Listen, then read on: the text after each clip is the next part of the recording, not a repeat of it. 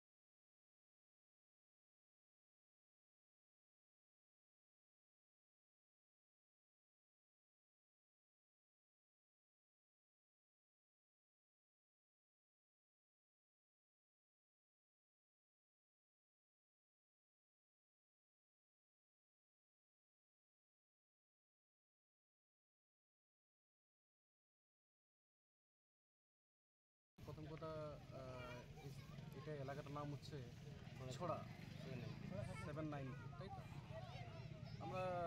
আপনি জানেন হয়তো যে আমাদের একটা সমাজ সংগঠন আছে। এবার এই সমাজ সংগঠনটা আমাদের অনেকটা পিছিয়ে, এবং এই যে গ্রাম আজকে যে পাড়া পেলাম, এই পাড়াটা মানে আমাদের সংগঠন আরও একটা জোরালো হলো।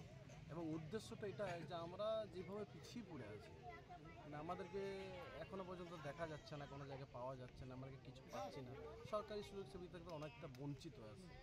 এবং এইটাই মূলত উদ্দেশ্য, যে যাতে আমাদের আওয়াজটাকে শুনুক। আমাদের সরকারকে একটাই কথা দরকার আছে, যে রাজ্য সরকার যিনি আছেন, যে আমরা দলিত শ্রেণী মানুষ, এবং সেই দলিত শ্রেণী মানুষই আজকে গণতান্ত্রিক যিনি ভারতবর্ষের দিকে ছিলেন বাবা সাহেব আম্বেদকর, এই গণতান্ত্রিক হিসাবে আমি যদি মনে করি যে আমাদের প্রাপ্য অধিকার আছে, সেই প্রাপ্য অধিকারটাকে একটু বজায় দিতে, বাস এটাই আমার উদ্দেশ্য।